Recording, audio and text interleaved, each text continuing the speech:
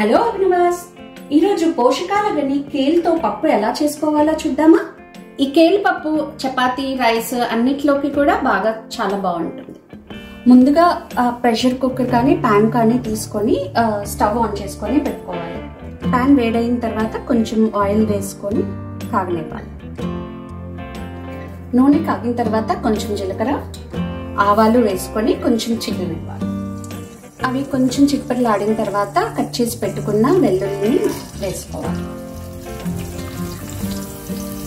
వెల్లుల్లి వేగిన తర్వాత కొన్ని ఎండుమిర్చి వేసుకొని కలుపుకొని వేగనివ్వాలి.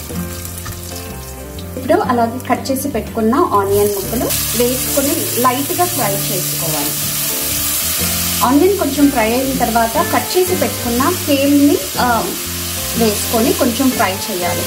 ఈ కేల్లో చాలా పోషకాలు ఉన్నాయి. మనకు కావాల్సి తక్కువ క్యాలరీస్ బట్ చాలా ఎక్కువ యాంటీ ఆక్సిడెంట్స్, ఫైబర్ కావలసినవన్నీ కూడా ఉంటాయి. జనరల్గా కేల్ని సలాడ్స్ వాటిల్లో యూజ్ చేస్తారు అండ్ వెయిట్ లాస్ డైట్స్లో ఎక్కువగా యూజ్ చేస్తారు. అలాగే మనం పప్పు ఆర్ కర్రీ, చనా కర్రీ లాగా కూడా యూజ్ చేసుకుంటే డైట్లో చాలా బాగుంటుంది.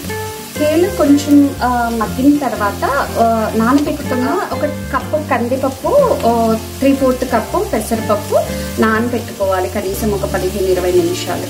అది వేసుకొని ఫ్రై చేయాలి.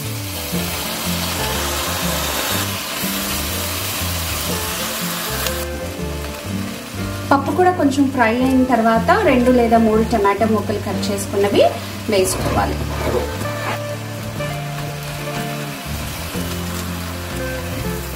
కేల్ పప్పు చాలా పోషకాలు కలిగింది.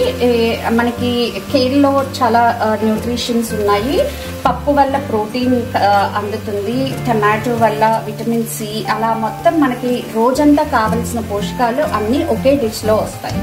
టమాటో మగ్గిన తర్వాత తగినంత వాటర్, అలా పప్పు అన్ని మునిగే వరకు వాటర్ వేసుకొని కొంచెం మరగనివ్వాలి.